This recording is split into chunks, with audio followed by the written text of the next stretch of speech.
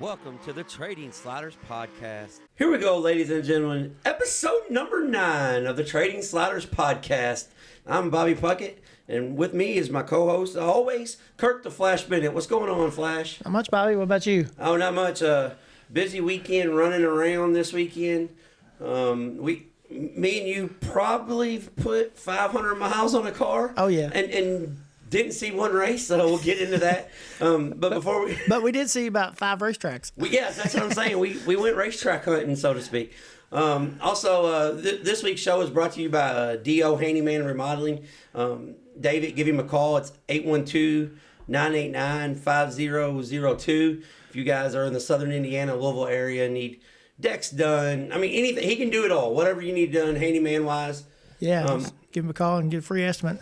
Yeah, free estimate, free quotes, all the good stuff. D.O. Handyman Remodeling. You guys give David a call. He's a real big supporter of the show, and we really appreciate that. Flash, it's Thanksgiving week. Week number 9, Thanksgiving throwdown, so to speak. It's racing going every which way you can think of. This weekend, we saw like 5 racetracks. Went to far eastern Kentucky and far western Kentucky. Yeah. Got some interviews.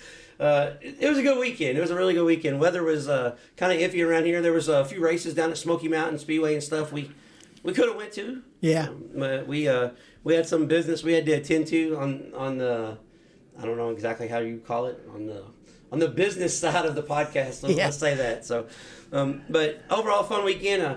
We made some more race trips, so to speak, without even seeing cars go in circles. Yeah. Got to catch some racing on Flow this week in Dirt Vision. So we got to walk around where an old racetrack was that Bobby actually won a feature on. Yeah, it wasn't there anymore. Yeah, we went to an old racetrack that was actually we went to 4 racetracks that don't even race anymore. Yeah, right. Seen Kentucky Motor Speedway and went to the Ohio County Speedway and. Went by Corbin Speedway. Made a lap around Corbin Speedway. Yeah. And Kurt's wife's car. And got to see the Corbin go-kart track. So that was pretty cool. It was a good time. Like, a lot of people don't understand that. Like, when we do this, a lot of our best memories are the trips themselves. Yeah. The races sometimes, most of the time, is just a side point. And we got to hang out all weekend driving around. To me, that was fun. Stuff like that's fun. We got a couple good interviews for you guys coming up. Speaking of interviews, this week's interview is none other than Blake Brown out of Corbin, Kentucky. So you want to stick around for that. Blake is a modified hot shoe and pretty good interview. If I had to say, it was a really fun time down there at the Blake Brown compound. But as we always do, news and notes. As we're recording this show, our attention again, this is one of those shows we've had people reach out and say they like when the races are going on because we're kind of all over the place. Yeah. Well, we're going to be all over the place because USAC's got a doubleheader going on right now, Sunday evening as we speak. At Merced, races got rained out Friday and Saturday, so it moved to a Saturday-Sunday show. Then they still got 10 inches of rain. And now it's a Sunday show. So USAC going on at Merced right now as we speak. Guys, first off, there's been people that's bitched and complained about racetracks not doing enough to get the races in. Yeah. They throw the towel in too early. You cannot say that for Merced Speedway. Oh, no. or Merced Raceway as they go by. That cannot be said. Is the racetrack got character? Yes. Are midgets doing wheelies down the backstretch as we're speaking? Yes. But, I mean, hats off to USAC and the crew because, they very easily could have pulled the plug on this event. And even the other night at, when we get into our results, Wednesday night at Tulare, they could have pulled the plug on that because it was terrible weather out on the West Coast. And these guys haul such a long way. So, USAC gets a pat on the back from me, and so does Merced. Oh, yeah. They're trying to get as many races in as they can. That's a good thing for those guys that hauled all the way out there. I know there's a lot of track prep experts on Facebook and Twitter and social media. But, guys, listen, from someone who's been involved with the sport on every aspect, trust me, you're not going to be no more mad than I have being rained out or than I have when people decided that, it was too much rain and we can't get it in. And, everybody always walks away thinking, well, They didn't even try. Well, guys, most times in this situation, they want to race more than they want to cancel. Oh, yeah. Yeah. Kyle Drake just went for a hell of a ride. Yeah. Kyle Drake's probably thinking right now, I wish I'd cancel. Yeah. But, most time in these situations, guys, I mean, they have food ordered. They have workers already at the racetrack. They've already got food cooked. Yeah, that's what I'm saying. They've got workers at the racetrack. So, guys, just on the racetrack's point of view, let's stop the racetrack bashing just a little bit on some of these situations. I mean, Jesus Christ, they had 10 inches of rain in Northern California. Yeah. They haven't had that much rain all year. Yeah. So, but they're doing a hell of a job getting it on. Yeah, they done went out and scraped the track twice and made sure to try to make it safe for these guys. Yeah, and I'm pretty sure they're going to blade the track again probably. It's going to be a late night, but, it's racing in November. Just enjoy it for what it is. Yeah. And speaking of taking a hit and taking a beating, the XR Super Series, they canceled again this weekend. And there's a lot of people saying that XR's in financial trouble. And one thing, I don't know Barry Braun at all. I don't know him, but I've been to a couple XR events. And Flash, we just talk about all the time. However people treat us is how we judge them. That's right. And I was at Volunteer Speedway, and for a guy that promotes races and that tries to take on so many hats. I mean, I seen him in the ticket booth because the lines were long, trying to help fans get in. So I'm just going to go by the version I've seen of the guy. And the version I seen was he brought back North Wilkesboro, he brought back Pennsboro, and he's trying different business adventures with $150,000 to win stock car races, modified races, late model races. Yeah. I know there's some people saying that they're not really getting paid on a timely manner. They're getting their money, but it's taking a long time. I don't know. I go two ways on that. If a guy's got money out there and he's deserved money, he needs to get it. He needs to get his money, understandably so. Like this weekend, XR canceled their portion at Duck River for the Gobbler, and Duck River picked up because they had the race, and Duck River had a huge a huge turnout. They ended up with 180 cars, and the Super Late Models ended up being a $6,000 to win, unsanctioned event. So the event went on. The event itself wasn't canceled. So XR's taking a big beating, but I mean the guy was just out in Vegas and did the Wild West shootout and brought back Pennsboro in a matter of a month. So I'm gonna give him a pass on this one. If he owes somebody money and he doesn't take care of it, then I'll judge him. But quite frankly, this cat's probably just a little tired. That's the reason why he canceled. Yeah. But that's all I want to say about that. And one more thing in the news. I don't know if you've seen this, but we're about to get in results, and we got drivers calling out other drivers on Twitter. Danny Dietrich and Carson Macedo must have some kind of issue that I didn't pick up on, because when Macedo won the race, which we're about to talk about at Tulare, it was an exciting race, and Macedo probably didn't give as much as he probably should have. But I don't know if you've seen this, but Dietrich put on there, well, there it goes, junking another race car. Somebody's going to bloody that kid's nose, and it might just be me. I mean, he's 1,200 miles away, from the race, and he's calling him out, ready to take him on. So always need a little Twitter drama for the slow part of the race season here. Yeah. Danny Dietrich never. Can we still call it Twitter? I'm calling it Twitter. I don't know about that X shit. I'm not hell. I can't even use Facebook correctly. So it's still Twitter in my eyes, But yeah, we got a little Twitter beef. Or X beef don't even sound right. Yeah, that don't sound right. X beef sounds like at night we were at Clarksville Speedway. That's a story we're not going to talk about, but that's what X beef comes up in my eyes. Your wife's shaking her head. Yeah, well, she's about to eat dinner, and I'm talking about stuff I shouldn't be talking about. But Twitter beef, little Twitter drama. Drivers are getting chippy. That's kind of the one thing I want to say about this is that's kind of the good thing about social media, if it's done in lightheartedly fun. Yeah. Negative on social media and racing is like years ago when we raced Flash, we can crash and we'd be fine by next week. Yeah. Now people crash, and hell, they want to argue for 2 and 3 weeks, and that's a that's a negative part. But a good thing is Dietrich poking fun at Macedo. I hope he's poking fun. If not, Carson Macedo better take some fighting lessons because Danny Dietrich's gonna bloody his nose.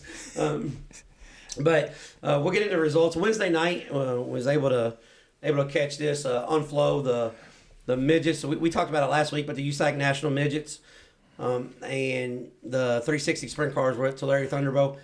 Cowboy up racetrack, West Coast style to the max. They ended up with 24 midgets and 20 360 sprints. In the 360 sprint car race, Carson Macedo was leading. He pretty much was dominating the feature. Yeah. And he caught a lap car and threw a slider on this boy, and he didn't quite clear him. It was one of those video game sliders. Yeah. Kid gets up in the catch fence, crashes hard, destroys his race car. Race car's junk. And, I kind of went two ways on this. At first, I was kind of like Danny Dietrich. I was like, damn, he just ran over that kid. Yeah. Second time I looked at it, he started a short slide, and the kid got a run on the top side, and yeah, he ran up beside him. Yeah, he ran up beside him. So it'd be different if they were racing for the win. I would say he ran over him. Right. But when you short slide a lap car, and the lap car gasses back up, and you guys make contact. Yeah, that's there's time and place. I'm thinking 50-50 on that one. Yeah. For me, I mean, other people might say different, but I ain't never been in a sprint car, so I don't know. Yeah, and that's another thing too. Where Macedo passed him going in the turn where the wing is. Right.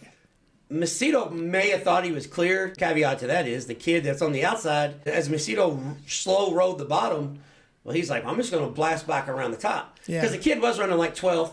Yeah. So if the caution did come out, he still had a shot for a top 10. Nevertheless, Macedo didn't clear him.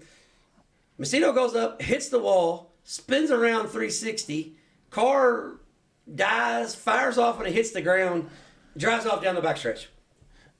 One of the most unbelievable things I've ever seen. So he gets to keep his spot. He had this happen twice in one night. Okay, we're going to talk about it, but he gets to keep his spot. He stays in the lead. He goes on to win. Macedo won over Dominic Selzy and DJ Netto. DJ Netto is the Sprint Car Challenge Tour champion. One thing, though, Macedo didn't really apologize in victory lane. Yeah. So that was another thing. I was kind of like, well, damn, maybe he is pissed off. Because Macedo was like, they asked him about it, and what I really liked was Macedo owned it, kind of. He was like, yeah, well, it didn't really work out like I wanted it to, but, we won the race. It's like, damn, you just jumped this kid's car. You didn't even say, my bad, bro. So I'm thinking he might be thinking what we're thinking, like, give me a break. So in the USAC National Midget Race, they had 24 cars, and the sprint cars were ripping the cushion, ripping the cushion. And in the midget race, they could kind of run all over the racetrack because they blasted the cushion all the way off. And, Carson Macedo took the win in the midget race, so he doubled down. It's the first time that's happened in a long time. One guy went in the midgets and the sprint cars, but it wasn't a midget race without any drama. Macedo and lap cars is just night. It wasn't a night together. It was not a good night for lap cars and Macedo. This time Macedo goes in the corner, and he just passed one lap car entering 3. He gets in the middle of 3 and 4, and you either gotta hit the bottom, or if you slide across the slick, you gotta go all the way up to the top because it's slick in the middle. Yeah. So he stabs the brakes so he don't run into the back of another lap car, kills the engine, gets popped from behind. The guy that popped him from behind flipped over. Well, he didn't really flip all the way over. He spun around on his tail tank, parked on the tire. Macedo's car, blah, blah, blah, and then fires back off. Well, he got past as soon as he fires off, so USAC's got a blending rule. So he kept his position again. He ended up in second. Yeah. But the kid should have went to the casino after this night. So he's in second. Restart with 3 to go. Jacob Denning is leading. Macedo goes down in turn 1 and 2, rips the top, goes in 3 and 4, rips the top. Denning's running the bottom. He gets such a run coming off turn 4. He throws a slide job from Bakersfield to Tulare, and somehow it stuck and took the lead with 2 to go and win the race. So Carson Macedo won, Jacob Denning was second, and Cannon McIntosh ended up third. Really good race. Really good, especially for a Wednesday night. Guys, if you don't have flow and dirt vision and you're a race fan, your wife may not want you to do this, but they race every night of the week somewhere in the country where you can, I'm an advocate for streaming. Like, races are streamed. I'm okay with races being streamed for situations like that. Well, especially if they're 1,200 miles, 1,800 miles away, whatever, Yeah, I mean, me and Flash will drive. Or you can't make it. We will drive to a track, but we can't drive to Tulare on a Wednesday night. Yeah. So, but hats off to that. It was a really good show. And then Friday and Saturday, the Evolution Speedway, they had the Ruderman Memorial. I can't ever say David Ruderman's Ruderman. name. Yeah, I screwed that up terribly. But it was $10,000 to win. UMP dirt car modified, and they had 57 cars. Friday night, they did the format a little different, kind of like how they used to do the Gator Nationals.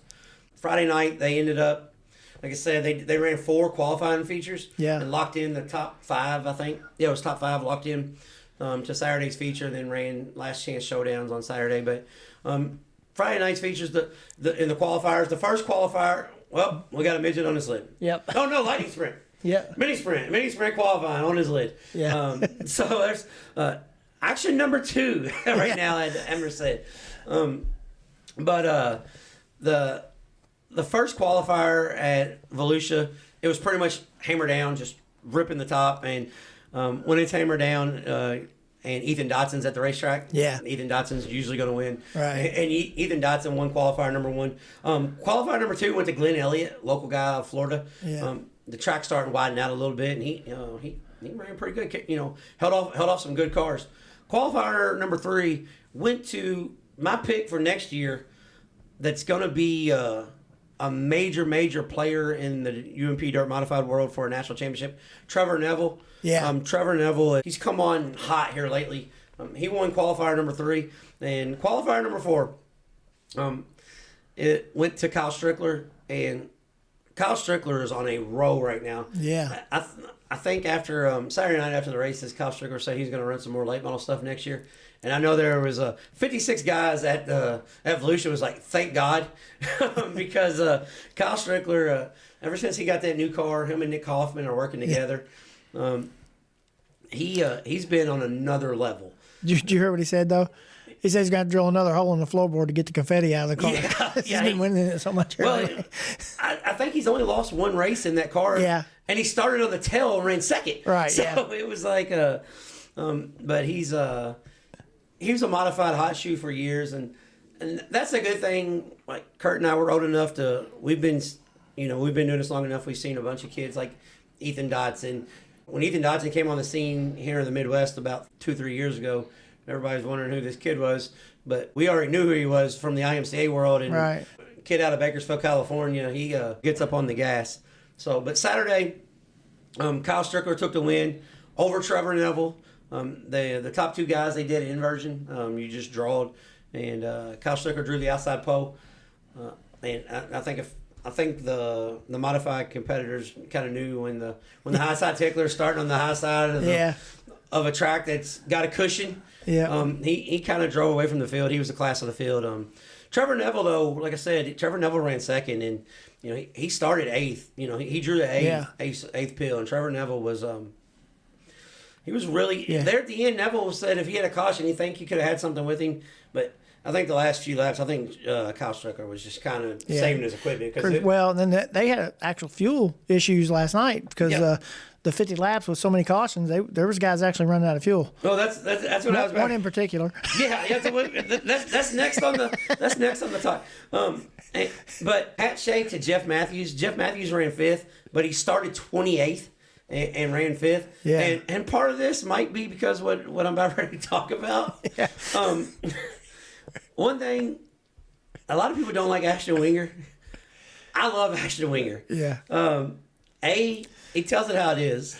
B, he drives the shit out of the race car. Yeah, 100% every single lap. 110%, yeah. Yeah, it doesn't matter what car he's in. Yeah, to be a late model guy, he must have grew up watching Rich Vogler race.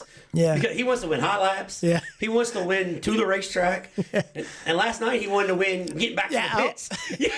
If anybody knows if he made it home okay, please let us know. Yeah, because even in his interview, right before his interview, he got in a crash again. That was his 4th wreck.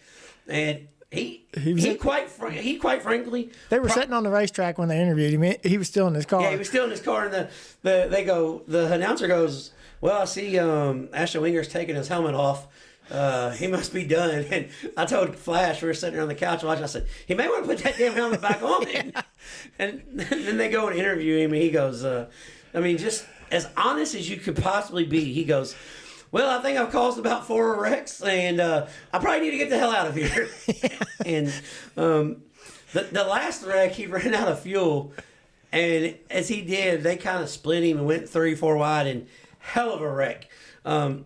Dixon hit the wall a ton. 360s off the wall and everything. In the air, and then there at the end, Buzzy Rudiman comes in wide open, 83-year-old, nowhere for him to go, and it was a bad wreck. Yeah.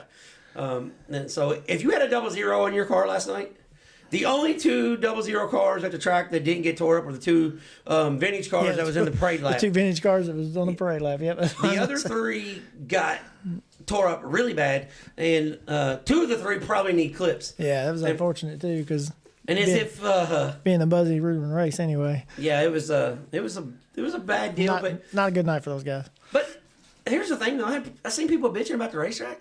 It wasn't on the racetrack. No. The racetrack was smooth, slick, had a cushion. I mean, that was on guys running really fast and hitting each other in the really wrong spots of the track. Yeah. There were some complaints about some things that I'm not really going to get into because, to me, it was non-valid. You don't have a bunch of wrecks and cautions, and it just is what it is. I'll just leave it at that. But there was some complaints. But I'm just telling you, it wasn't on the racetrack. A, it has a lot to do with the speed they're running. B, it has a lot to do with the speed that these guys are used to running versus, when they're going down there and running. Right. And C, you just got parts failure this time of year. Well, and then, it was 50-lap race, which they really never run over about 25, 30 at the most. 20 probably at the most straight. So, and on that race there, though, they didn't really run more than that, but still, things are still changing, So, but overall, I thought it was a really good show. But the race of the night was the 604 late models. Yeah. They had 31 of them sign in. And Jason Garver, Jason Garver ran every division, all 6 divisions they had at Evolution all weekend. Even damn near won the Ford Crown Vic race. I mean, he was in every division. Yeah. He was in one of the Ashley Winger's wrecks in the modified too. Yeah. Tore stuff up. But Jason Garver started 11th and took the lead, taking the white flag, going into turn 1 and 2 with a big slider over Donnie Chappell ended up running second. Chappell started 15th. Yeah, 15th. And Garrett Stewart led every lap until 2 to go. And Garver, about 3 laps to go. Garver's running down a little bit. And I said to Flash, well, I think this one might be over. I said, because, Stewart's been awful strong. Yeah. And then it's like Garver hurt us or something. It was like, yeah watch this shit, guys. Yeah. So he ran down in the corner in 1 and 2, gained 6 car lengths. As I got the white flag, he's coming down 1 and 2, and he just throws a slider from D-Land, Florida.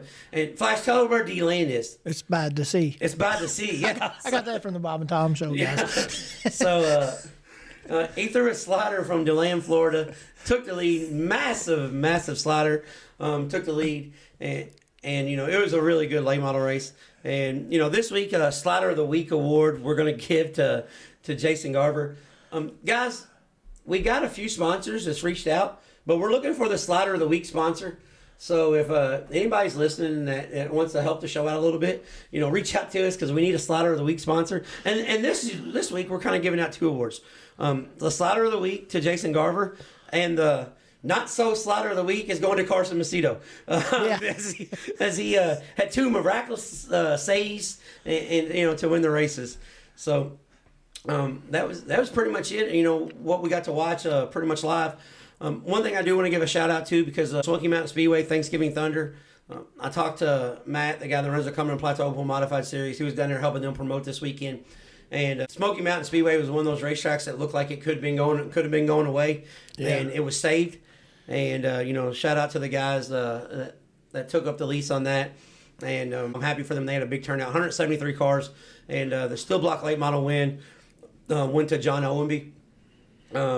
Owenby's one of those old school guys that has been racing for about 25 years, and his son, Hayden Owenby, he's an up-and-coming late model racer out of East Tennessee. But Owenby, when it gets slick, he's one of those guys that's always going to be to the front. They ended up with, I think there was like 38, 39 steel block late models. Yeah. So that, it was pretty good. And in the modified race, in the open mod race, Colton Profit took the win out of the, he's the Cumberland Plateau Open Wheel Modified Series champion this year. Colton Profit took the win. And I was told that Jacob Hall had a really good run going. Jacob Hall was probably the class of the field and got tangled with the lap car. And also Jeremy Rayburn, I'm glad he's doing okay, took a kind of a violent crash in his brand new car and got upside down. So all is well, he's fine. But one thing I'm going to say after this weekend, if Nick Hoffman didn't have plenty of work to do, he does now. Yeah. There was 4 cars I counted that needed at least clips for elite. And Rayburn may need a whole chassis. He went for a barrel row. So, Nick Hoffman is going to be really, really busy. And, the final race we want to talk about before we get into our deep dives this week, Duck River, the Gobbler went on, XR pulled out. And, we discussed that, but Hunt to Front TV picked up for the streaming. And they ended up with 184 cars at Duck River for the 2-day show. Yeah. 32 Super Late models for the $6,000 to win. And Oakley Johns, took a Super Late model feature win. He just moved up a couple years ago. He's been a real heavy hitter on the Crate Racing USA stuff. Real big crate racer for the last 4 or 5 years. He's venturing out a little bit into the super late models, and he picked up a super late model win there at Duck River. And one last one, shout out to the old guys. Ken Schrader, 60, I think he said he was 66? Maybe something like that. 65, 60, but Ken Schrader got him a victory, started third and took the win in the modified division. Here at the Trading Sliders podcast, we say racers race. And by racers race, Ken Schrader is a true definition of racers race. Still going up and down the road every week. And Ken Schrader picked up the win there. That's just about it. Ken Schrader's 69. 69. Okay, see. Damn, time flies. Time really flies. But 69-year-old Ken Schrader still getting it done down to Duck. And Ducktown is not really easy to run. That's a place you got to be up on the wheel. It was a day race, so it might got a little slicked off. Yeah, he didn't have to be up on the wheel as much, but still, shout out to Ken Schrader, still getting it done. And that was this week's results. I mean, we got some upcoming events coming up we're going to talk about after the deep dive segment. But coming up next is deep dives with Blake Brown. It's time for the Trading Sliders deep dives presented by Kentucky Clutch and Performance. Here we go, ladies and gentlemen. Deep dives on the Trading Slider podcast. This week's guest, none other than Corbin, Kentucky's own Blake Brown. How you doing, Blake? Doing good, man. I appreciate y'all having me on. Well, Flash and I made the drive down here. Yeah. Beautiful drive in eastern Kentucky, I'll tell you guys. But how the hell you guys got construction here in Corbin?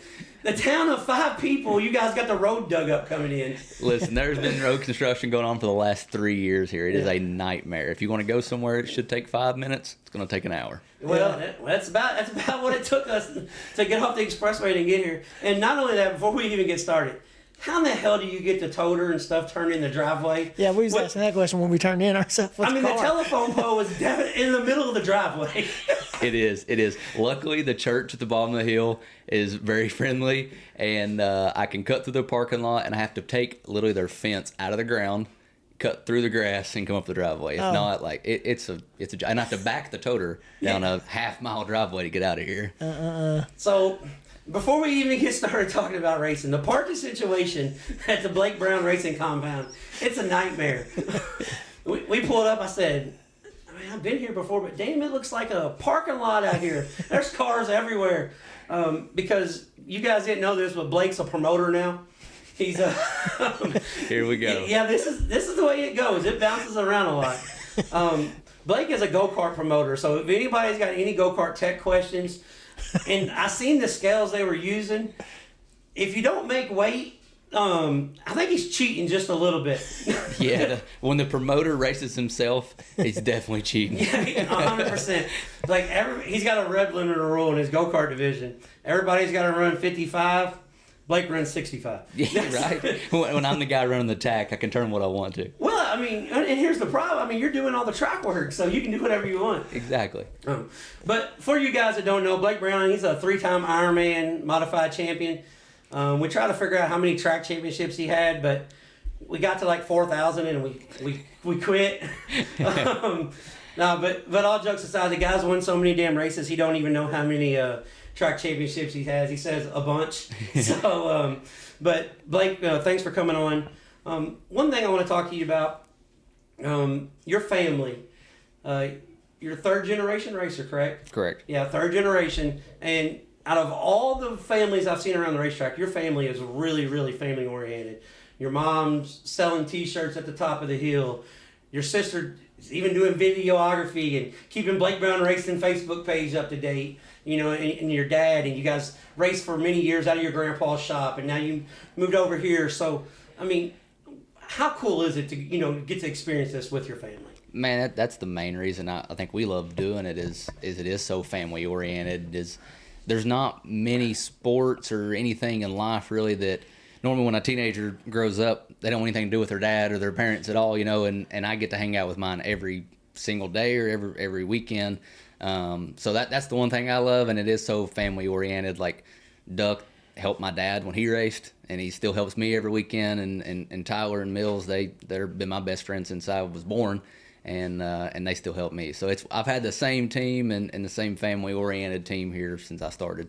Yeah, because Kurt and I, Kurt, he got to race with his dad for like 20 years. I only got to race with my dad about 4 or 5 times. And once we wrecked and stuff, he's like, all right, I'm going to quit and you just race. Right. So, but, I know how much that means to you because you're always like, I remember when you won you hit the road this summer and you won the race at Fairbury.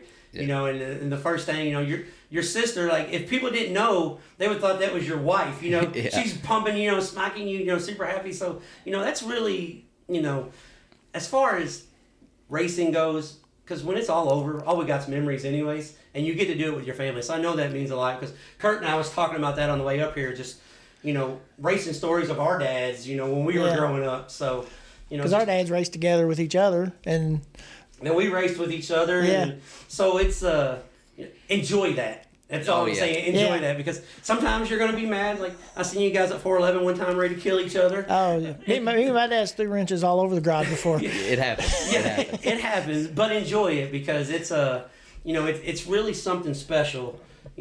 Especially you guys. 'Cause you guys are traveling more now, and speaking of traveling more, where do you see modified racing going in this area?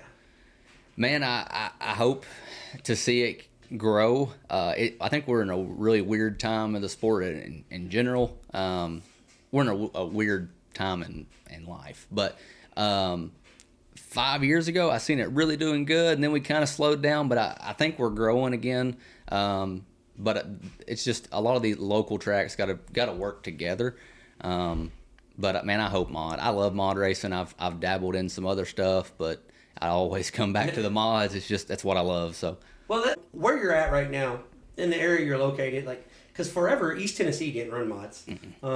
With the new series, the Cumberland Plateau series, East Tennessee's covered now, so there's always big paying races in your area. But you got new tracks in the area, and then even some old tracks. But there's plenty of racetracks in this area now. But guys, this is not a Blake Brown saying this. This is Bobby from the Train Sliders. We have to work together. Amen. Yeah. We have to work together. Everybody, I'm not talking about this series, that series. I'm talking about every racetrack in general. Everybody has to work together because where Blake's sitting right now, he's got, within 2 hours, he's got 6 racetracks. If not more. Yeah, if not more. And 5 of them run on the same night. So, not just selfishly for him, but for racing in general to survive. I'm not saying change where you run or change your schedule, but everybody needs to kind of just be on the same page. I agree with that, and that's why a lot of tracks are like, well, car count in the mods is we only get 6 carts this weekend or 7 cars, But when there's 6 racetracks running you got 10 cars, that's 60 cars, so it's like they just, I don't know if it's we got to run on Friday, Saturday, or you take off this weekend, I'll run next weekend, but they've got to work something out. Yeah, and I'm a big proponent for that. Like I said, I work for a traveling series, and hell, we travel all around the country and watch races. Yeah, just watching. I mean, just a couple weeks ago, we were in West Memphis, Arkansas. So, but it's just seems like to me nowadays, I don't know, I want to ask you this, but to me, it's like everybody's out for themselves and nobody's out for the sport. Even the drivers I see drivers all the time, like, you guys need to make this rule change. Well, everything everybody wants, it's not better for the sport, it's better for them. So, I mean, how do we balance that? Because this sport needs to thrive. How are we going to make it thrive? I don't know. It's I think we're the true lovers of the sport. We're all on the same page. If we got to do something to fix it, just what we're going to do is kind of, we haven't found the answer to, I guess, but we definitely got to do something.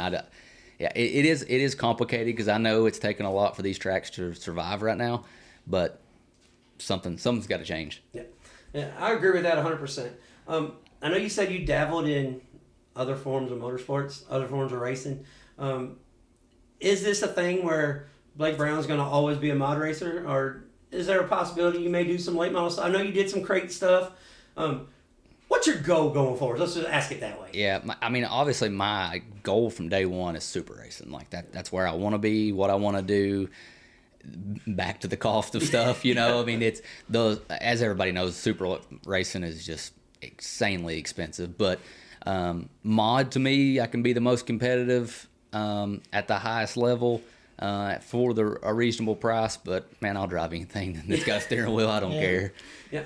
Well, so if anybody's looking for a super racer, if you need a super driver, Blake Brown has won ungodly amount of races, and he's looking for a super ride. That's right.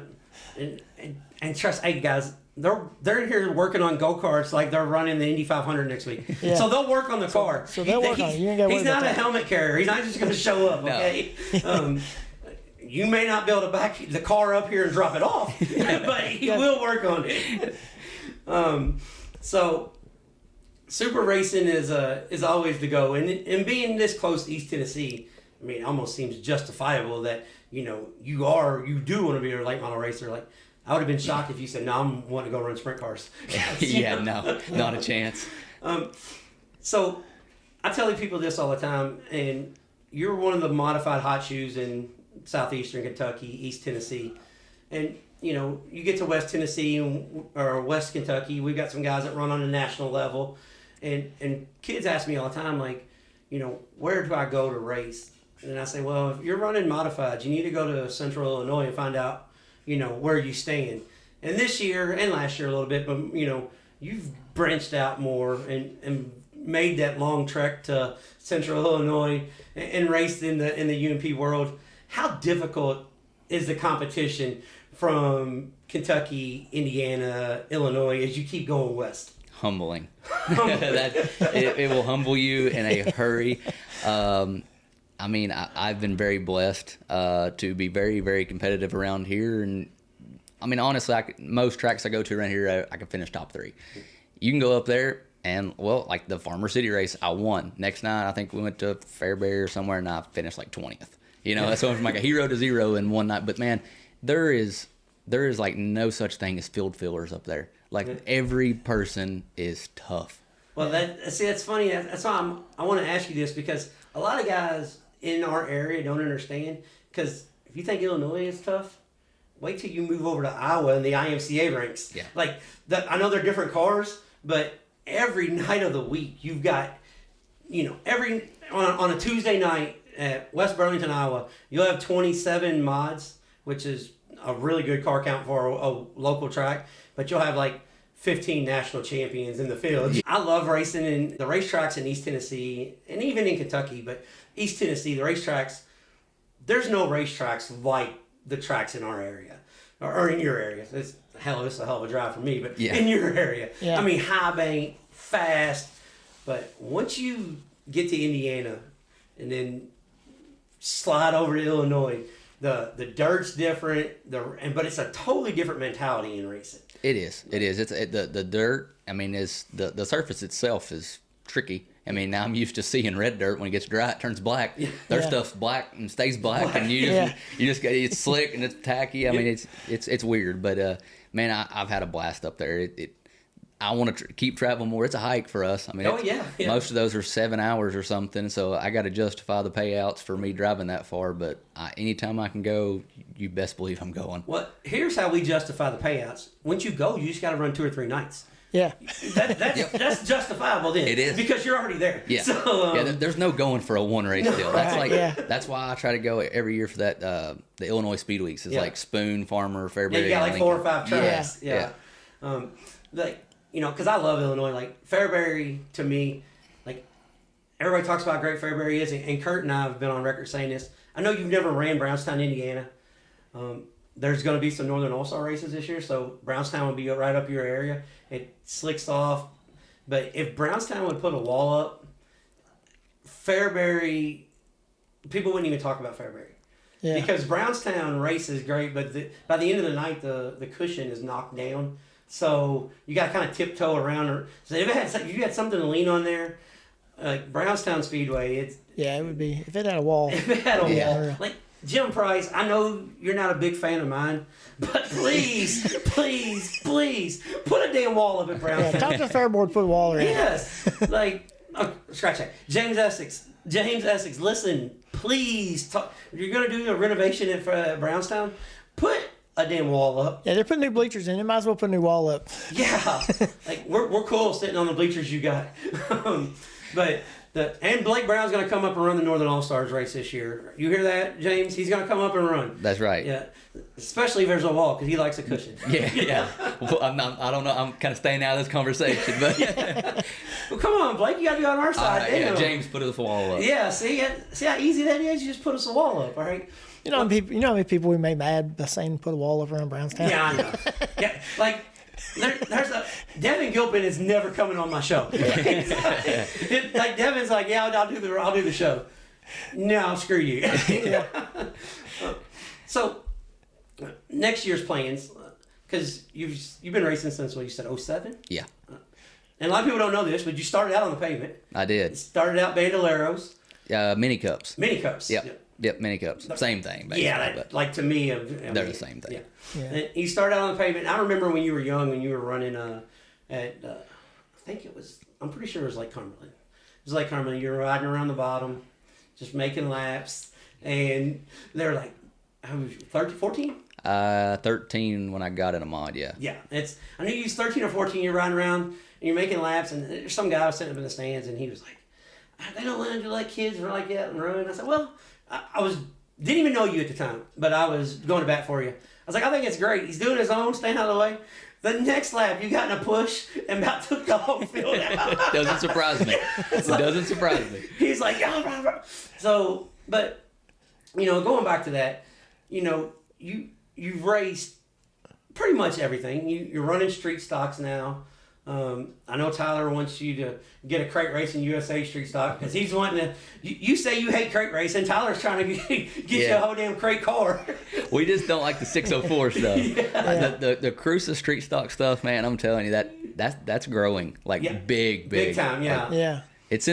We may have something in the works there. It's yet to be determined, but you may hear it here first. I don't know yet. Okay. You see, that's what I was going to get at. I was going to ask you because you gotta get tired of beating up on these kids around here, don't you? In the modified, I mean, you just I'm an advocate for you running a national tour. I know that's really far drive. It is, but run your area. But you've branched out, and when people say, cause I've heard people say this before about you, and even like we've had Jeff Watson on. People, well, he's cherry picking.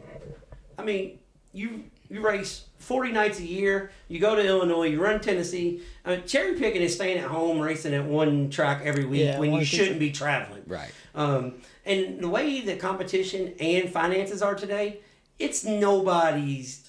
Like, you can't judge. Like, I can't judge how you race because I'm not paying your bills. Right. Right. So like people have said well, Blake, he's a cherry picker, and I'm a Blake Brown defender on that. Blake is not a cherry picker. He's just better than you. I'll say that. And there's sometimes that too that Blake's in the wrong. Me and we've had a conversation. We won't get into it because we don't want to make nobody else mad. But me and Blake had a conversation at the racetrack one night, and I told Blake, I said, hey, if I was on it, I mean, I know you're mad at X amount of boy over there, but if I was X amount of boy, the way you talked about him on Facebook, me and you'd be fighting. Sometimes you just gotta let it fly. Yeah, Blake was like, yeah, and I probably shouldn't have said that, but that's how I felt. That's how you felt. And I'll tell you, now you can't delete it because then it looks really bad. So just you gotta leave it alone. That's right. So, Blake Brown, I know forever you were kind of the Joey Kramer of this area. Yeah. You were flying the Lightning banner. You were, keeping Lightning productive and active in the racing world. A couple years ago, you moved to an elite. The difference, I'm going to ask you the difference. This is from a driver's standpoint. The difference in the two cars. Does one drive different than the other? Because once you move to the elite, I mean, you were winning a ton of races in the Lightning car. But once you move to the elite, it's like something, fits your style better. It does. It fits me. Like, I'm a very... I'm a smooth, slick, like through the middle guy. Like I'm typically not a wall banger unless I just absolutely have to be. And that Lightning, you had to be. Yeah. Like it was mean in the mud. Like if it was muddy, I was tough. I went to the north-south about every year, and we was on the pole of the thing. Yeah. But by lap 15, I was running 10th. So we just struggled in the slick, and we tried, and I think everybody knows Nick's elite cars are just tough in the slick, and they fit my driving style. I can just keep them straight in the middle, and they kind of do the rest for me. Yeah. Well, see, that's what I was asking, because there's so many different chassis brands out there, and everybody always says the Elite's this, or the long, like, let's just talk about late models. The Longhorn's this, the Longhorn. Well, there's plenty of guys that still win in the other chassis. It's just, I tell people this all the time, when they talk about Elites and like Longhorns, if Longhorn race cars were head and shoulders better than everything else, Brandon Shepherd wouldn't have struggled. So it just depends on your style. Yes. And a Rocket is a twist the car up kind of style. And Brandon Shepherd, he grew up racing on those bull rings in Illinois. You're not driving straight in the middle. No. That's kind of I got a Rocket sitting out here, and I'm like, they don't really fit me. Yeah. I have an Elite and a Rocket. They're two totally different driving styles. Like I should probably have a horn instead. Yeah. But it's whatever you're comfortable with. And at the end of the day, that in a 100-lap race or a 50-lap race, whatever you're comfortable with, that at the end is what matters. Because there's only one lap that pays. It's the last one. Well, yeah. Hey, but hot laps pay now. Did you see Ricky Thornton Jr.'s tweet? No. So they had the quick time of award. He got a $10,000 check for winning hot laps all year in the Lucas Oil Series. Yeah. Holy cow! So, Matt. Yeah. I mean, I don't know if it's gonna be $10,000, but we might give out $50 bonus for hot lap quick time of the year. So. Listen, I do not want to win that award, because if I win hot laps, the rest of my night is terrible. It always is. One thing about Blake, a lot of people don't know, Blake is real superstitious. Like Very. They are like Duck. Like if you give Duck a green armband, he's going home for the night. And that's his tire guy. And one thing too. I'll let Blake tell the story, but Duck, he don't even, like, if Blake wants to make a tire change before the feature and he's got to sipe it and groove it fast, Duck's not doing it no more because he's popped two or three tires. Yeah, he gets a little excited when he may try to sipe the sidewall a little bit or something, just coming from experience. Yeah, if you need a tire done right, you need to get a hold of Duck. You need a tire done fast, you need to walk right past his ass. Yes. Because talking about his crew, Duck he'll sipe everything. He'll sipe the Hoosier or the American Racer right off the tire. Yeah. Tyler, your crew chief. You guys are best friends. Yeah.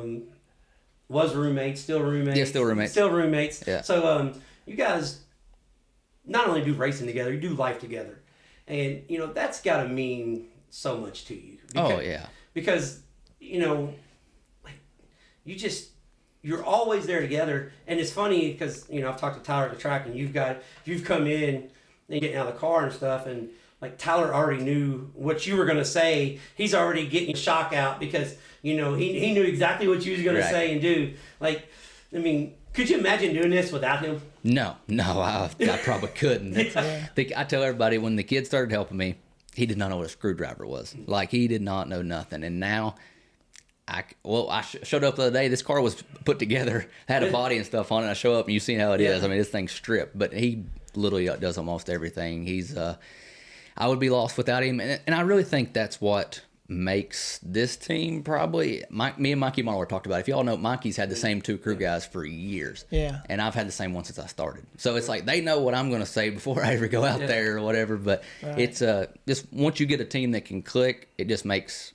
I can really come in and focus on me instead of focus on the car because I can trust what they're going to do. Yeah, well, you don't got to watch over, or not that you don't trust them, but you know that what they're going to do, even if you don't say, hey, I want to move this bar, but I mean, you know that they're going to take care of it anyway. Exactly. So, and basically, this one's going to be a little tougher question. Okay. All right.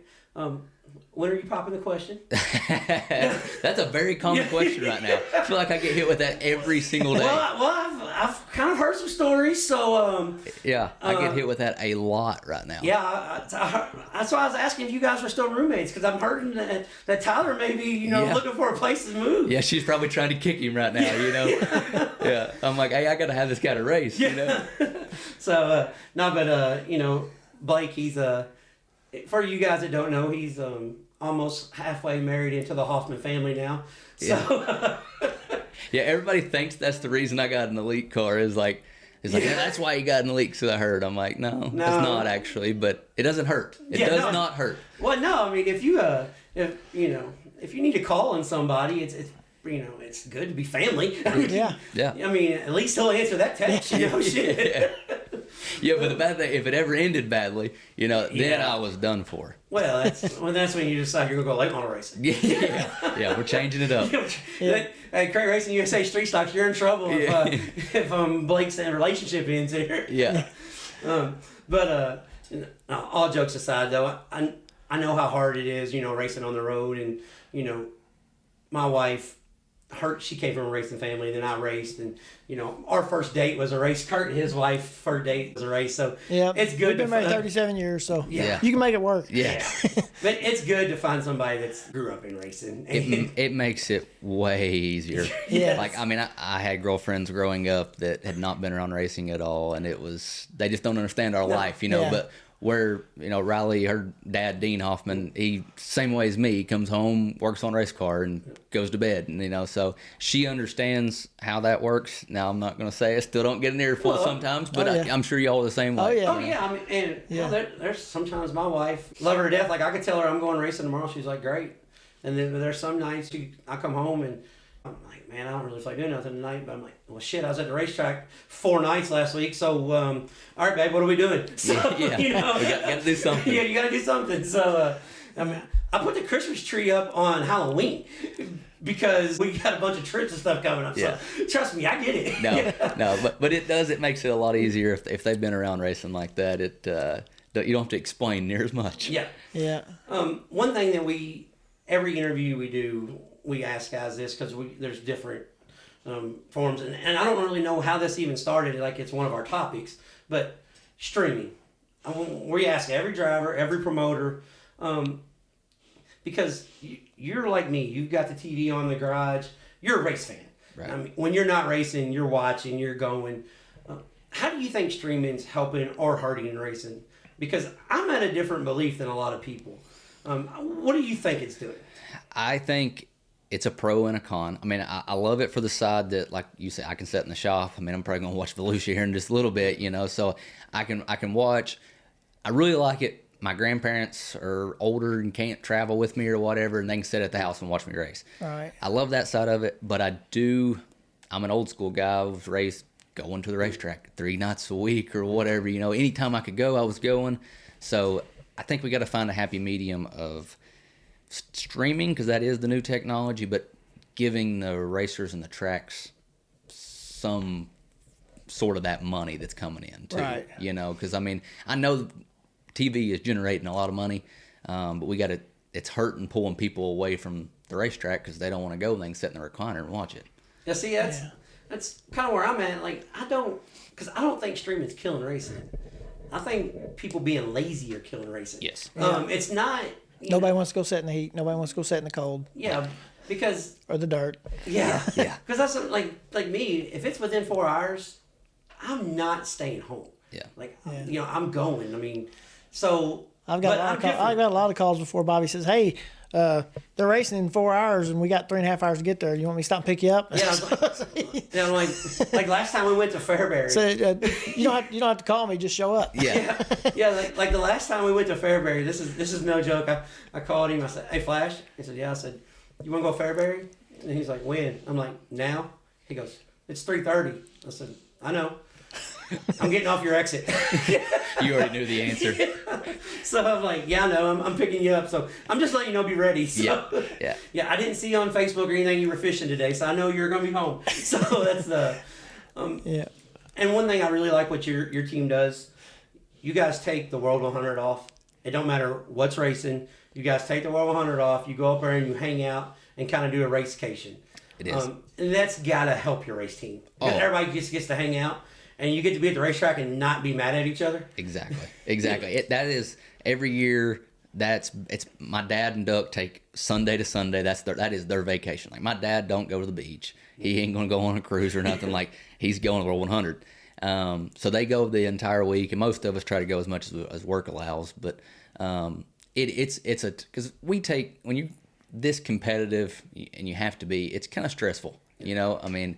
And if you're not running good, everybody's down. Where you can go to the World. And I've told the guys I don't care if there's a big paying race. We're skipping it. Like it's not worth it. Just let's go watch the World and go hang out and have fun. And that whole atmosphere, which I love Eldora anyway. Yeah. But the whole atmosphere that it brings within the team is awesome. Well, now you guys are doing 2 of those trips a year because you're doing the Prairie Dirt Classic, the same thing, right? Yeah.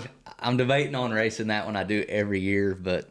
I love just hanging out there, like we're at camp. I'm buddies with all my little neighbors there, and they're begging me to race, and I'm like, then I can't come over and hang out with you, Well, that's funny you say that because a lot of people don't understand. Like Kurt and I, we used to race a lot, a whole lot. Yeah. And when I quit racing, like a lot of guys, like I can't go to the racetrack. Me, I'm like, this is great. I don't got to work all night. My fat ass can eat whatever I want all night at the track. I mean, everybody that's involved in the sport's a race fan. I mean, if you don't just decide you're going to drive race cars and never grew up at the racetrack. No. Like, there's very few, and that's part of the reason why our sport's struggling, because there's no kids coming to the racetrack. Well, everybody can't be a race car driver either. I mean, to make racing work, you have to have you have to have your fans, crew. You have to have crew, you got to have, I mean, flagmen. There's one driver. I can't get a flagman from my kart track. What would it be? 5% of racing is probably drivers, I would say. Yeah. That's it. I mean, I tell you one of the things I really loved, and more tracks need to do this. Thunder Mountain 2 years ago, and if y'all seen this or not, had they picked like 4 or 5 drivers that was going to run for track points only there, and they posted online if there was any kids here local in Corbin that wanted to be part of a racing team, that they would hand pick them and put them with a team. Oh yeah. That way to just get them involved. Yeah. And there's a kid, Ben Petrie. Yeah. There's a kid that actually got with him that 2 years ago, or whatever, and now that kid helps him every single day. Yeah. And it's a kid that had no interest in really racing, but now out of nowhere is die hard. No, I think he's actually just as his Christmas present. I better not tell that. Yeah, Christmas ain't here yet. Yeah, I can delete that. I can delete that. We're good. Yeah. Well, I didn't tell what the present is. Okay. Well, then I won't delete it. I ain't gonna say that for because I'm not very good at editing anyway. Yeah. So. Yeah. I didn't exploit it yet. Yeah. So, hey kid, if you're listening, you're gonna have a great Christmas present, okay? Yeah, but can't tell you what it is. Yeah. So, hey, Santa's coming. So, yeah. Kids in racing, family in racing, that's what your whole career has been about. I just ask you when you get married, because I've seen everybody who's, joking with us. I'm not going to ask you about no kids or anything. We're not going to put you on the spot. I don't want to get you in trouble or nothing. Right. We have to get youth involved. And hopefully you're doing this with your go-kart track, the Blake Brown International Motorsports Speedway, Super Speed. So what size go-kart track is it actually? I have no clue. I think it's like a 10th mile. I don't know. Yeah. So, guys, I know I'm joking with Blake, but Blake, right here at the Corbin Speedway, he's kind of cut a go-kart track in, and he's seen that where a lot of guys race throughout the winter, and he's like, you know what, I'm going to do the same thing.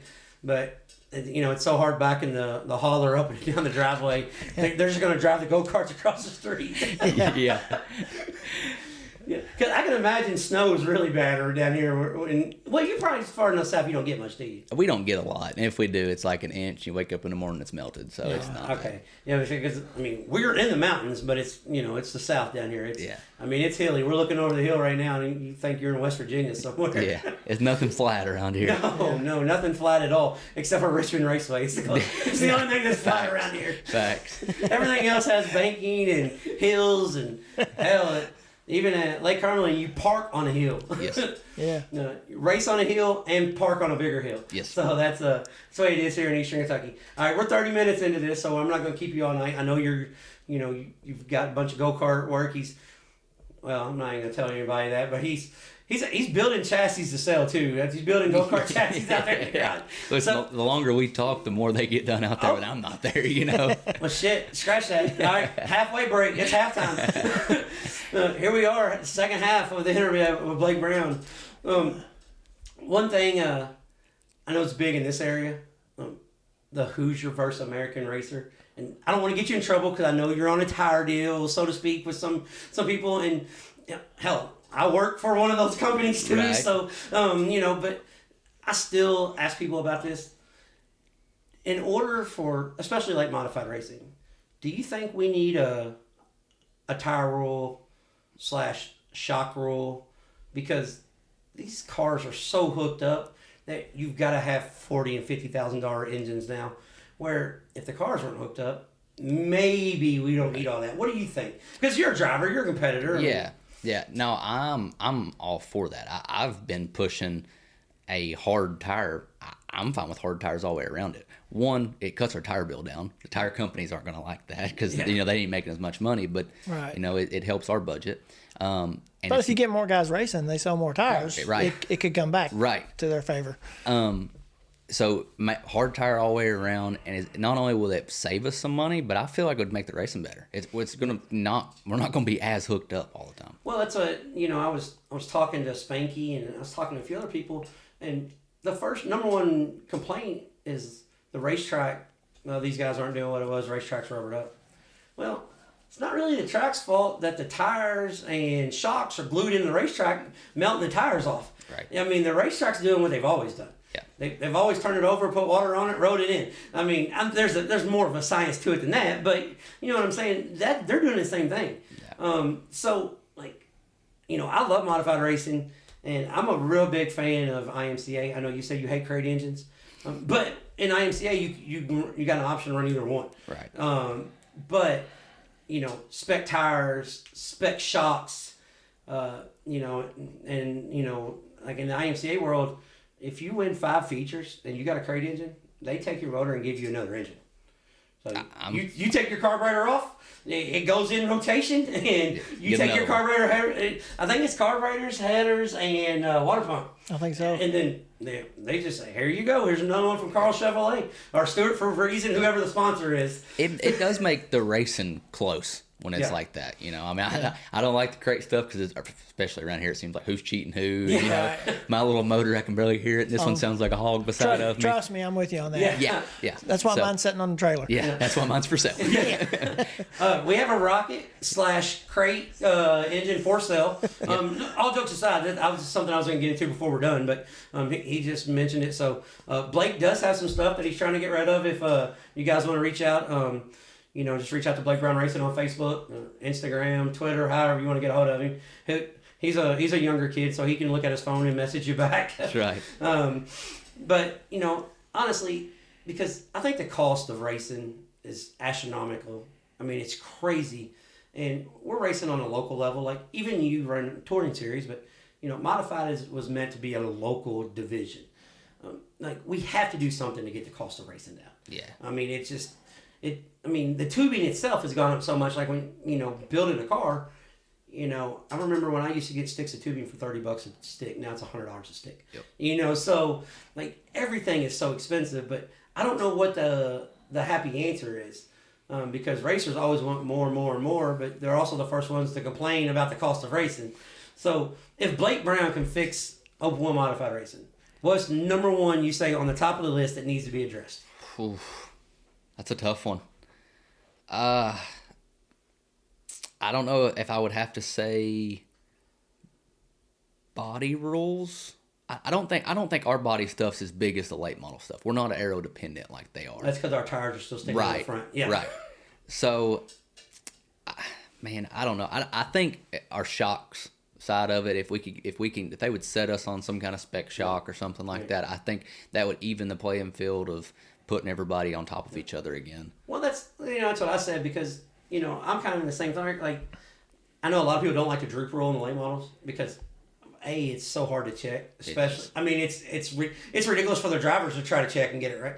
But there's other stuff that can be done where you don't got to put a droop rule in, but your chain's got to be solid without any biscuits. It's pretty simple, and you get a chain length. Right. I mean, so you know what I'm saying? Like there's a lot of stuff people are like, well, we got to have a droop rule.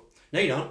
You run a 19-inch chain on the left rear and no biscuits. Yeah. Simple enough. Canister's gone. To me, because I don't want to make shock guys mad, I don't want to make tire guys mad, but if we get where the cars are spinning on top of the racetrack, you don't need $50,000 engines. No. Because all you're going to do is have to change the freaking valves because you're spinning tires. Exactly. Great. Now you just made all the engine guys mad. Well, that's fine. You're going to make somebody mad in this conversation. I mean, that's Well, it. And but actually, the sport. we talk about this to try to save the sport, or nobody's going to have nothing, Right. one of these days. I mean, Yeah, that's what I it tell would be people. a long ways down the road, but still, it's just, But it's getting closer is the problem. yeah. It's we not, want it to go the other way, not the way it's going now. Yeah, because like late model racing is, everybody thinks late model racing is in really good shape right now. It's not. No. It's not. There's 10 guys that can afford to do it, and there's another 40 guys that's running national that are breaking theirself or another company to do it.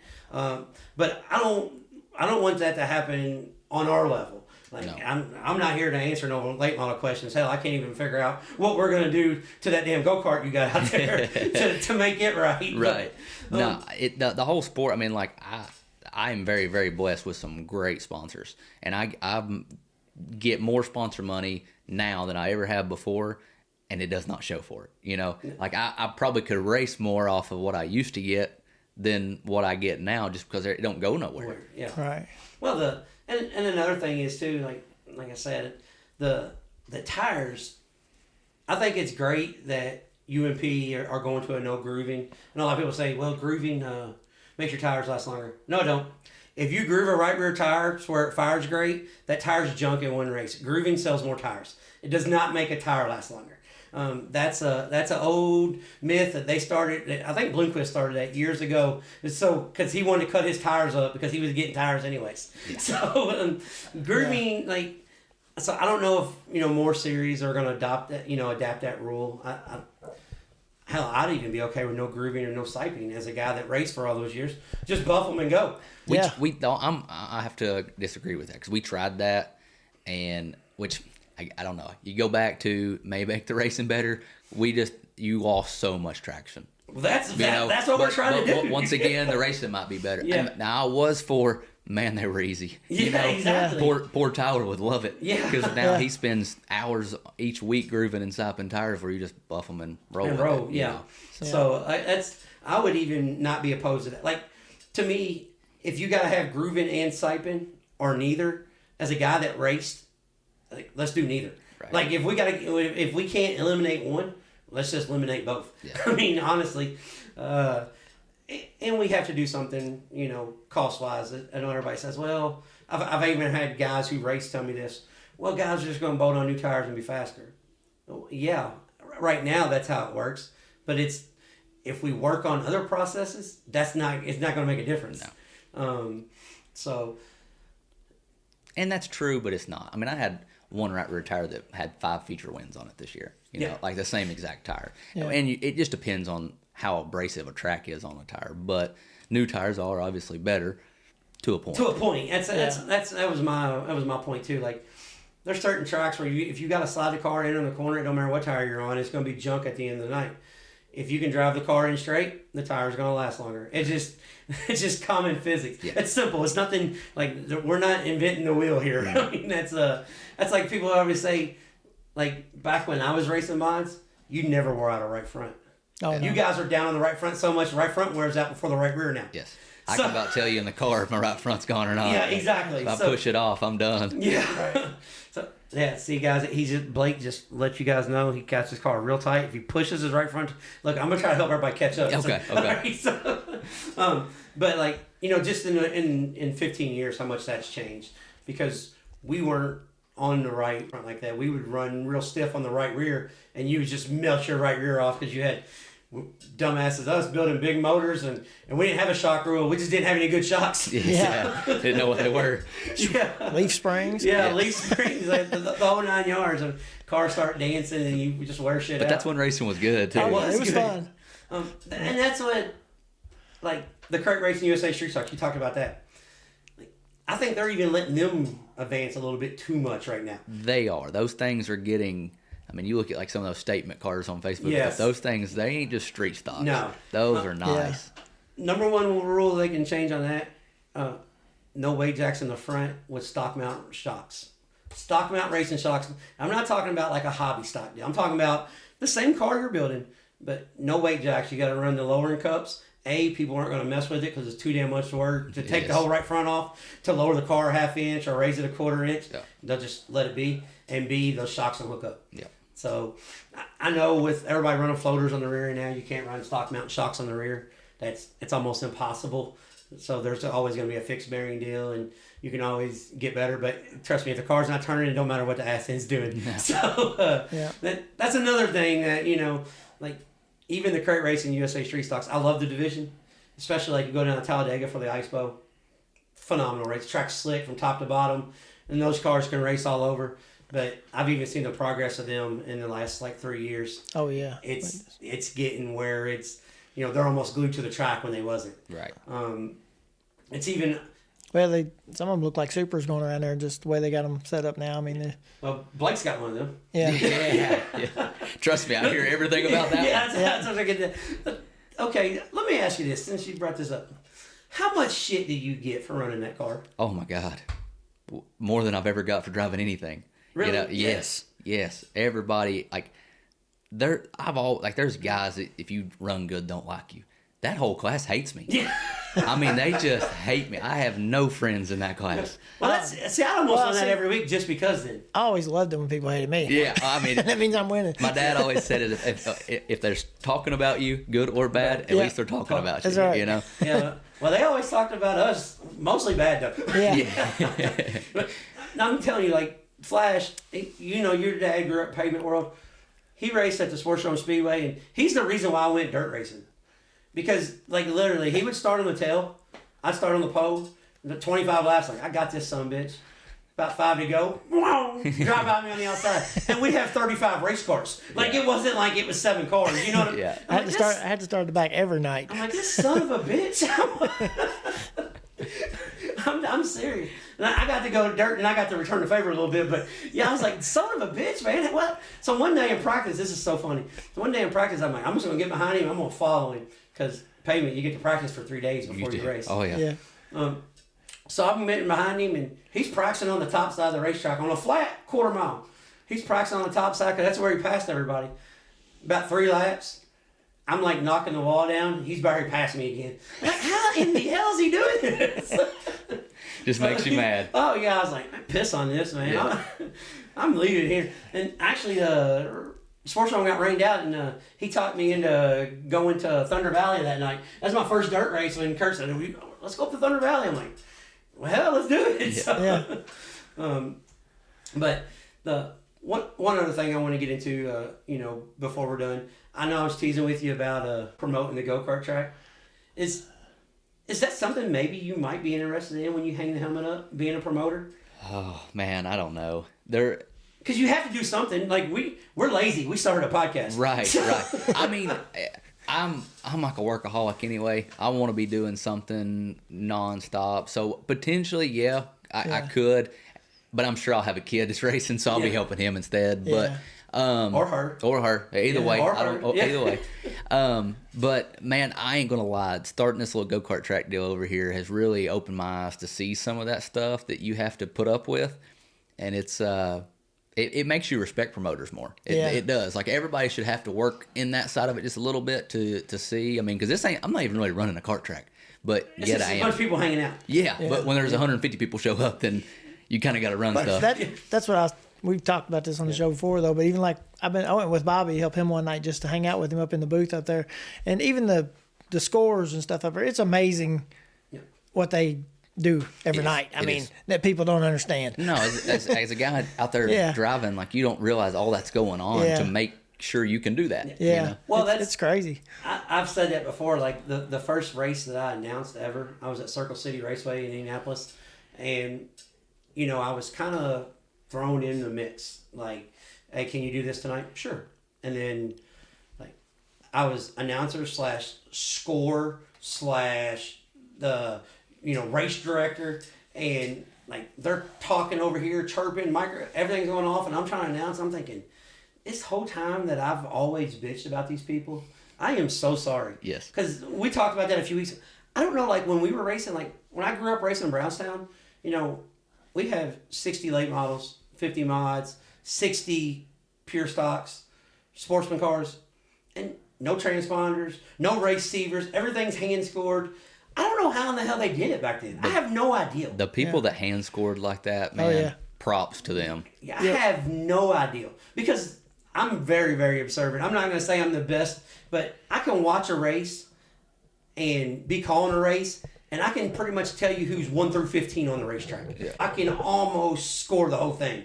And I don't know how in the hell they did it back then. I have no idea. Yeah. But I tell people that all the time. Like, if you think, if you go to a local short track and you've got a problem with the way they do things, so many of these places, they'll let you help. Yeah. Oh, yeah. Yeah. Just go up and ask them if there's something you can do to help them. They want help. They will let you help. So, like, Blake's looking for a tech man right now for the go-kart track. Yes. Yeah. Or a flag man, or you can sell concession. I mean, you can do whatever you want to. See, here's the funny thing. Blake told me that Tyler was leading the race, and they black flagged him, and Tyler pulled in. He's like, what the hell's going on? And Blake's like, yeah, you're going to be the flagman now. No joke. I literally had the driver's meeting last week. In the driver's meeting, I'm like, anybody out there want a flag? And some random dude was like, yeah, I'll flag. I'm like, hey, I didn't have nobody. But did you have flags at least? I had flags. Well, okay, well, see, I had flags. See, my go-kart track in my backyard, we didn't have flags. So... I got $20 Amazon finest, baby. Yeah, well, I've got a set of those too now. But because of this. Yeah. So, like, it all started off fun. Then we had guys wrecking each other off the track. And then nobody knew what lap was on. And everybody had... So then we're flagging with T-shirts. Like, not even a stick on it. Like, T-shirts. Yeah. So like now I don't even race no more. I'm kind of the promoter. Yeah. The kids want to race go-karts, I flag them, and then of course I want to see a better race. As soon as one of them starts breaking away, I throw a caution, and I'm like, come here, and I'm pulling the side. All right, you're dragging, go the tail. Yeah. And they're all pissed. This is ridiculous, because everybody's wanting to win. But I think it's a good thing what you guys are doing, because I think that's going to help your race team. Everybody cut up and have a little fun. As long as you guys don't start fist fighting out there, because Corbin Speedway's been known to have some fist fights in the parking lot, in the pit. So just let's keep it fun. Yeah, that's the thing. It's like we're literally, I think the winner of the A main makes the same amount of money as the B main winner. So like you don't make any, and we're not doing it for money. It's all everybody's to have fun. That's what I'm trying to get in everybody's head. Like, well, here's one rule: does the leader have to run the top? Yes. That's great because. I tried that at my house, and then kids would start blocking, and that's how wrecks happen. We had cars up inside the garage flipping. Yeah. My wife's like, our insurance, we can't be doing this. So now we do it like once every so often. And we got about 4 or 5 kids come over, and it's about right. You can play. Yeah, you can play. So promoter to a promoter advice. As soon as it starts getting where it's ultra competitive, just take a couple weeks off. Yeah. This is just somebody that's been down this road before. Yeah. Because it will get ultra competitive. Hell. But before we get off here, I know you said you got a lot of good sponsors. First, what's your plans for next year? Before we get into sponsors, what's your plans for next year? It's basically the same thing I did this year. Hit and miss, chase the money, really. I mean, I want to go to Illinois as much as I can and hit that stuff. It does help that Riley's parents live there. So well, you got a place to stay. Yeah, we got a place to stay there and I go visit them and race. So kill 2 birds, 1 stone. well, maybe you can get an Illinois sponsorship that will pay for 4 or 5 races. Wait, what's fine with that? Dean's got plenty of sponsors on his car. I mean, Dean's tight. Yeah, well, that's what I'm getting at. Blake said he's going to help with the wedding if you help with the racing. Yeah. So, however you want to do it. It's probably still cheaper to help with the wedding. This racing's expensive. Yeah. Before we get off here, I like to let everybody thank their sponsors or their crew, or if you don't want to thank anybody, you don't have to. But, who do you want to thank, that makes the race season go around?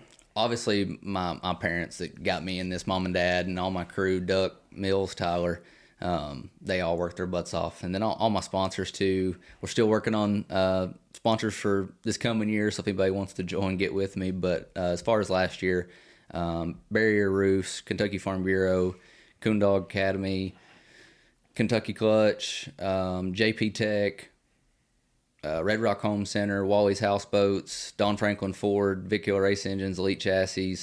I'm sure I'm missing a few. I've got too many. That's a good problem. That's on me though, because I kind of didn't even give you a heads up how we're going to do this. Right. I told Blake, it's funny. It's a little inside baseball here. I told Blake, he said, "So what do we do?" I said, "It's just a bullshit session." Yeah, we like to catch everybody off guard. Yeah, I was like, I'm not giving you show notes, bro, because we don't have any. Right. You can't get nervous that way. Yeah. I said, it's just a bullshit session. We're just going to talk, have fun, and try to make this fun. So, thank you for coming on to the show. Is there anything you want to address before we get off here?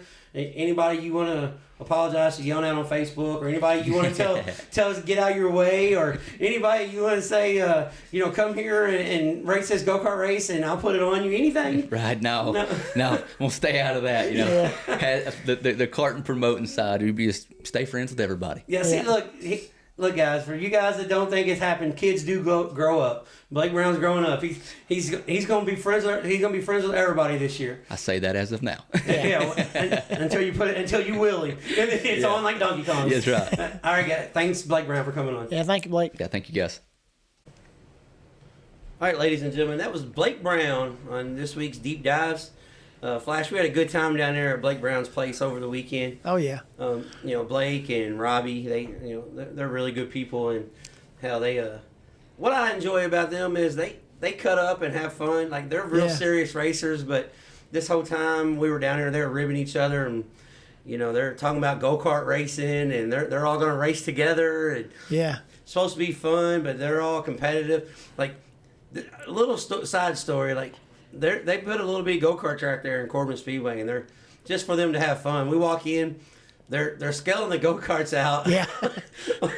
on changing air pressure, see what kind of cross they get in the cart. Yeah, changing air pressure, see how much cross they can get in. It was really funny because I was like, I told them, I said, from someone who has a go-kart track in their backyard, don't let it get too competitive. You guys just, if people start getting where they want to fight, just kind of call it a day, Yeah. And one of the funny things was the guy that helped him, not Tyler, but the other one, he goes, I was going to whoop his ass last week. I'm like, hold on, man. We just getting started on this. Yeah.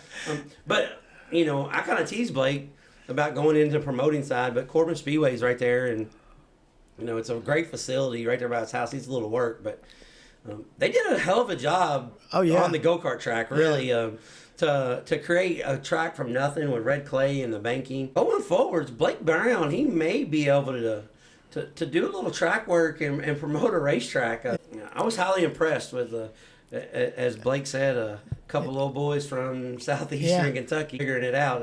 The racetrack looked pretty damn good. The track looked really good. Blake Brown, he talked about wanting to go super late model racing, back and forth, the cost of it, and he's just a mod guy. As we've got a couple mod interviews, clicking off here in a row. I think everybody's dream is if you run modifieds, unless you were Brady Short. Brady Short went and decided he was going to run sprint cars because he was a mod racer. But, I mean, guys like Devin Gilpin, they stepped up and, were the king of their area and moved on. Jordan Weaver just started running late models. Derek Groomer got a late model. Yeah. We talked to Blake about that, and Blake, he went late model racing, crate late model racing for a little bit. I think if Blake was going to go late model racing, like steel block late model would be more his style. Guys are wanting to step out, and that's their dream. But, just like we talked about earlier in the show with Kyle Strickler, Some guys are just mod guys. Yeah. And then some mod guys are the best race car drivers in the world, i.e. Ricky Thornton Jr. Yeah. So that's just that's just the way it is. But really good interview with Blake Brown, and like I said, reach out to him. Blake's one of those guys that's got plenty of merchandise for sale, T-shirts, pullback cars. We didn't even get into any of that stuff, but Blake's got. He's one of the open wheel modified racers that does a really good job of giving fans opportunities to be part of the race team. So reach out to Blake if you need anything. I want to say thank you to Blake for coming on the show. This weekend's upcoming events. Tuesday night, guys, if we're watching the midget races on here on Flow right now, but Tuesday night, Bakersfield Raceway, it's getting towards the end of the West Coast swing. It's on Flow. Kyle Busch, Kyle Larson, and I'm going to screw this name up, but we got some big names. Santini Ferrucci, the IndyCar racer. If I mess that up, man, I'm just a guy from the hood here in Louisville. I don't know how to say Santini Ferrucci at all. No disrespect to him. I think anybody that goes 250 mile an hour in IndyCar, you got my respect. Yeah. Mad respect. But they're all going to be running the USAC midgets at Bakersfield. And then the big one this weekend, Friday and Saturday, Turkey Night Grand Prix. The 83rd annual Turkey Night Grand Prix. The biggest midget race besides the Chili Bowl. Yeah. I know BC39's on the rise, but the Turkey Night Grand Prix, 83 years at one of the most iconic racetracks in the country, Ventura Raceway. Yeah. 5th mile, banging the boards. It's a beautiful facility, one of the best views you'll see on any racetrack you go to. The ocean's in the background. But check this out, Flash. They already have 52 USAC national midgets pre-entered for Turkey Night Grand Prix. Yeah. And this is the big one. The CRA sprint cars, it's not the USAC CRA deal, but it's the sprint cars, the non-wing sprint cars, 360s versus 410s. They're kind of doing a battle. I think they made some weight rules or whatever, but 360 versus 410s. They have 60 cars pre-entered. So Friday and Saturday night, my eyes are going to be glued to Flow. Yeah. 60, like I said, 60 cars, non-wing sprint cars on a 5th mile. Yeah. And the midgets for the Turkey Night. I'm really, really looking forward to that. And then one more race I want to talk about. I actually thought about making a trip down there for this, but we got a couple of big trips coming up in the next few weeks. So I think we're going to set this one out. But Swainsboro Raceway, Crate Racing USA's final race of the year before they start their winter series. $10,000 to win Turkey 100 at Swainsboro, down in Swainsboro, Georgia. If you guys haven't been to Swainsboro Raceway, it's a big half mile, but it races like a bull ring kind of. Yeah. It's real big, but it's wide, and slide job city, especially in the crate cars. Swainsboro Raceway, and locally we have one race that's still scheduled tentatively. I think this may not happen, but Ponderosa Speedway got a Black Friday crate and mod event. I think they might be running hobby stocks and Hornets, but here in the Louisville area, it's supposed to be in the 20s Wednesday and Thursday, and chance of rain. So that one's still scheduled as go, but I'll be shocked if it happens, but you never know. Yeah. I mean, stranger things happen. I mean, hell, 2 days ago it was 30 degrees. It was 67 today. Right. So I mean, you don't really know. I mean, we literally had snow Wednesday here in Louisville. We've been standing in the stands before when it was 23 degrees. Yeah. We have. There's not too many of we's out there. So there was 3 of us. Yeah. And Brad's not going to the races anymore. Yeah. So it would just be 2 of us standing there. I know it. Get out and support your local racetracks if you can. We have one local racetrack in the area that's going to go, but hell, if the weather's looking nice in Swainsboro, Georgia, and you don't care to make a 8.5 hour drive, you can always go south. They're always racing. It'll probably be warmer down there a little bit anyway. Well, it has to be. Get out, support your local racetrack. Yeah. Happy Thanksgiving to everybody. Yeah. Happy Thanksgiving to everybody. If you're traveling and you got some race fans in the family and you're listening to our show, tell them about it. Yeah, you can listen to it on the way. Yeah, listen to it on the way. Go back, listen to old episodes. Shout out to the guys that's we've had tons of people reach out to us, and they like what we're doing. They like our format, like our style. Yeah. And we've even had some that's not so crazy about the way we're doing it, and we're okay with that too. But word of mouth is the best advertisement. So we can say like, share, subscribe, follow, all that. I'm sure people get tired of seeing my Facebook saying that all the time. But but that's, guys, if, just help us get the word out because, without you guys, there's no us. We'd still be bullshitting about the same shit. Yeah. But you guys just wouldn't hear it. So, please, tell somebody about us. And like I said, we do this for the love of the sport. And speaking of the love of the sport, we're going to bring this show to the end because USAC midgets are on the racetrack, and it's time for us to watch the midget and sprint car feature here at Merced. But until next time, guys, we'll be trading sliders.